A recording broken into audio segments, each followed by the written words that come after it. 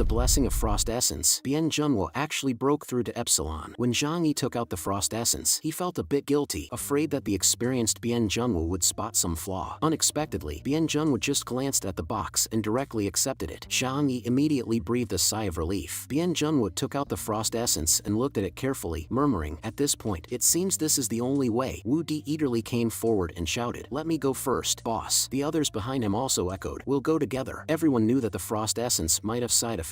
They were friends who would die for each other, ready to face any danger together. At that moment, Bien Junwo shook his head and said, "No, it's enough if I use it alone." Bien Junwo didn't feel that he owed Zhang Yi a favor because of the frost essence. Instead, he felt that he had taken on the unknown risks associated with the frost essence, and everyone should thank him, including Zhang Yi. Bien Junwo pressed the frost essence to his forehead without hesitation, and his head suddenly flashed with blue light. Zhang Yi revealed a profound smile. His goal was finally achieved. From a distance, Jing Yixin saw this scene and was instantly ecstatic. He had never even dared to imagine Bien Junwo would use the frost essence. He knew Bien Junwo's life was short, whether from being bitten by zombies or dying from overexertion. Thus, Bien Junwo's unresolvable power would soon belong to Yuan Kongya. Then, Yuan Kongya would become a true Epsilon-level mutant, the strongest known 5th level among humans, bringing them one step closer to their dream of ruling the world. After absorbing the frost essence, Bien Junwo glowed with a golden radiance, like a blazing flame. He took off his glasses and smiled contentedly. "It's been a long time since I've seen the world with my own eyes." At that moment, he felt in excellent condition, as if he had endless power inside him. At this moment, Bien Junwo was no longer a Delta-level guardian. He had officially broken through to the Epsilon level. The frost essence indeed enhanced his abilities, but also expanded his flaws. A few seconds later, Bien Junwo suddenly coughed violently, and a trace of blood flowed from the corner of his mouth. Wu Di and the others shouted nervously, "Boss, are you alright?" Bien Junwo, enduring the pain, waved his hand gently and said to everyone, "I'm fine, just close your eyes." Everyone obediently closed their eyes, but Zhang Yi opened the dimensional gate, thinking, "I want to see for myself how strong Epsilon's Bien Junwo really is." Just as the zombie horde was about to engulf them, Bien Junwo activated extinction, instantly enveloping the entire area in golden light and turning the zombie horde into ash. Zhang Yi couldn't help but swallow his saliva, thinking, the power of Epsilon is indeed terrifying. But why doesn't Bien Junwo retract it? Is he burning himself out to eliminate all dangers for his teammates? Zhang Yi, looking at Bien Junwo's back, felt a surge of respect. As the light of Bien Junwo's extinction slowly faded, Zhang Yi quickly pretended to close his eyes, acting as if he had seen nothing. But the next second, a hand rested on his shoulder, steady as a mountain. "Zhang Yi, you can stop pretending. Don't think I don't know you've been watching." Zhang Yi awkwardly chuckled and said, "It seems nothing gets past Captain Bien." As their eyes met, Zhang Yi saw that Bien Junwo's gaze was unusually cold, and his mouth even held a hint of a meaningful smile. Zhang Yi quickly showed a sincere face. "Captain Bien, thank you for saving all of Heavenly Sea City." Bien Junwo was unmoved, his right hand still resting on Zhang Yi's shoulder, as if a force firmly suppressed him. Zhang Yi also knew that Bien Junwo's life was short, but now he was an Epsilon-level being. At this distance, it would be easy to kill him. At that moment, Bien Junwo gripped Zhang Yi's shoulder tightly and said, "Your scheming is really deep. Even I fell for your trap." Zhang Yi calmly responded, "I'm sorry, Captain Bien. This was indeed my backup plan. The situation was urgent, and I had to make this choice, or we all would have died." Zhang Yi indeed did not lie. He and Yang Xinxin came up with 3 plans. The first was to use the snow worship sect sphere of the River South domain to make them give up their zombie army. Unfortunately, he overestimated the snow worship sect's control over the zombies. The second plan was to use the frost essence to enhance the investigation team's abilities and forcibly break through the zombie horde. The third was an escape plan to flee Heavenly Sea City before the arrival of the Deathslav. He didn't want to resort to this unless absolutely necessary, as he still held great respect for Bien Junwo, an old brother. Bien Junwo shook his head and said in a deep voice, "Let it be. I didn't have much time left anyway. In other words, I should actually thank you. If it weren't for your proposal, I wouldn't have been able to experience such great power in the last moments of my life." Bien Junwo looked at his palm and murmured, "Epsilon is indeed terrifying. It's just a pity I won't be able to experience it anymore." After speaking, Bien Junwo suddenly staggered. Seeing this, Zhang Yi quickly supported him and said sincerely, "Captain Bien, rest assured, I will take care of all the remaining issues in Heavenly Sea City after you are gone." Bien Junwo, sweating profusely and gritting his teeth, asked suspiciously, "How many more secrets are you hiding?" Before Zhang Yi could answer, Bien Junwo slipped and fell into Zhang Yi's arms, completely silent. Xiao Honglian and others couldn't believe their eyes. Was it all over? Wu Di saw Bien Junwo fall and shouted. He rushed over, snatched Bien Junwo from Zhang Yi's arms, and hysterically yelled, "Captain, wake up!" He desperately called out. Wu Di cried like a child, and the others quickly gathered around, surrounding Bien Junwo's body. Except for Wu Di, no one cried. They simply placed their right hands on their chests and silently paid tribute to Bien Junwoo. Meanwhile, Jing Yixian was overjoyed, excitedly thinking, although we lost the zombie army, as long as the bloodvine has enough nutrients, the zombie horde can be cultivated again sooner or later. After all, corpses are the least scarce resource in the apocalypse. That idiot Zhang Yi has just handed us a huge experience boost. He looked at the several leaders on the field, all of whom had used frost essence. Now, Yuan Kongya possessed Bien Junwoo's extinction. By killing them all, his grand ambition would soon be realized. After Bien Junwoo's death, Bailey Chongqing quietly stepped forward, his face devoid of any sorrowful emotions. With a sense of taking command in a crisis, he sternly said, "The captain has honorably sacrificed himself for the district. According to the district's rules, I will temporarily take over the captain's duties." Saying this, he crouched down, took the communication device from Bien Junwoo's chest, and reported the current situation to Zhu Zheng. The command center's Zhu Zheng had been monitoring the scene and immediately cancelled the launch command for the Death's Love upon hearing of Bien Junwoo's sacrifice. He felt a twinge of regret but consoled. As a soldier, dying on the battlefield might have been his best end. It's better than lingering painfully on a sickbed. I believe he would die without regrets. Bailey Chongqing asked, "What are our next steps?" Zhu Zheng, watching the fallen Bien Junwoo through sky eye, sighed and said, "Bring Bien Junwoo's body back for burial." After ending the call, Bailey Chongqing looked at Zhang Yi and the others and said, "The district has cancelled the launch plan for the Death's Love." Everyone who heard this breathed a sigh of relief. Their homeland was finally safe. Jing Yixian also came over, crossed his arms in front of his chest, and recited the snow worship sect's prayer in style. In reality, everyone's mood was cheerful. Bien Junwoo's death did not bring too much sorrow. After so long in the apocalypse, everyone had become numb to such things. If there were any feelings, it was gratitude for his sacrifice to save Heavenly Sea City. Just then, Zhang Yi suddenly took out the dragon's roar from a different dimension, staring intently at Xing Tian in front of him. Xing Tian trembled and asked, "What are you doing, old classmate?" Zhang Yi laughed and said, "I'm after your life, of course." Saying this, Zhang Yi activated eightfold speed and opened the different dimension, thrusting forward fiercely. The adamantium-made dragon's roar was indestructible and instantly pierced through a body. Jing Yixian hadn't figured out what happened when his chest was pierced by the dragon's roar. He didn't know where the blade had come from, but he soon understood. Zhang Yi, who was more than 10 meters away, seemed to stab Xing Tian, but the blade disappeared into the dimension he opened, and there was also a dimensional gate behind him. The blade had come through there. Jing Yixian fell to the ground, continuously spitting blood. Xiao Honglian immediately pointed at Zhang Yi and rebuked, "What are you doing, Zhang Yi?" The others also gathered around, their eyes filled with wariness. Even though they had not gotten along with the snow worship sect in the past, they had joined forces against the zombie horde this time. It should have been a time for celebration, but Zhang Yi's sudden betrayal was truly despicable. Bailey Chongqing and the others did not speak, as they had no interest in the local disputes of Heavenly Sea City. At this time, Liang Yu and others also arrived, ready for battle. The atmosphere on the scene suddenly became tense. Xing Tian, Xiao Honglian, and Wei Dinghai all looked at Zhang Yi with dissatisfaction and demanded, "Why attack without reason? If you don't give us an explanation today, this won't end." After the stabbing of Jing Yixian, the priests of the snow worship sect angrily protected him behind them, while positioning themselves for a fight to the death with Zhang Yi. Enduring the intense pain, Jing Yixian lifted his head and stared at Zhang Yi, saying, "Zhang Yi, I didn't expect you to be so despicable." The strike from Zhang Yi was incredibly fast. Although Jing Yixian was one of the top mutants of Heavenly Sea City, he had no time to react, and his chest was already pierced. Fortunately, the strike did not damage his heart and lungs, or he might have died on the spot. At this moment, he had lost his ability to fight. Wei Dinghai frowned and looked at Zhang Yi, demanding, "Brother Zhang Yi, you must give an explanation for this, or we will not stand by idly." Although he did not care about the life or death of the snow worship sect, Zhang Yi's sudden dangerous action forced them to be on guard. It was hard to say who the next target of his blade might be. Zhang Yi, holding the dragon's roar, revealed a mocking smile and said, "Jing Yixian, stop pretending at this point." Pointing the dragon's roar at Jing Yixian, he said deliberately, "The real mastermind behind the zombie horde in Heavenly Sea City is your snow worship sect." Zhang Yi's words resonated powerfully, leaving everyone present in disbelief. Xiao Honglian widened her eyes, unable to believe this was true. Han Chan of the snow worship sect yelled at Zhang Yi, "Stop spouting nonsense. Our snow worship sect suffered the most casualties in this zombie horde." Xing Tian also said, "Old classmate, it's not that I don't want to help you, but everyone has seen the sacrifices made by the snow worship sect during this zombie horde. How could they possibly be the mastermind? Who would be that stupid?" At this point, Jing Yixian could no longer control his expression. He had never dreamed that Zhang Yi would uncover their secret. However, he could only angrily retort, "Stop slandering us." Zhang Yi laughed and said darkly, "Whether it's slander or not, you'll know once I finish speaking. Everyone has the brains to judge for themselves, but you seem a bit nervous right now. Are you afraid that I'll expose you?" Others were also half doubtful in their hearts, but this did not stop them from continuing to listen. The members of the investigation team also watched Zhang Yi intently, as this battle had cost them their captain Bien. If If they could clarify the whole affair, it would be easier to report back to the district command. Zhang Yi spoke loudly. All of this started with frost essence. Frost essence can indeed help awaken or enhance abilities, but it hides a huge conspiracy. That is, once anyone who has used frost essence dies, their abilities will be absorbed by Yuan Kongya. Thus, Yuan Kongya, in order to enhance her own abilities, does not care about the life or death of the snow worship sect. She spares no effort to create turmoil with the aim of letting more people die. Moreover, the dead can be turned into a zombie army,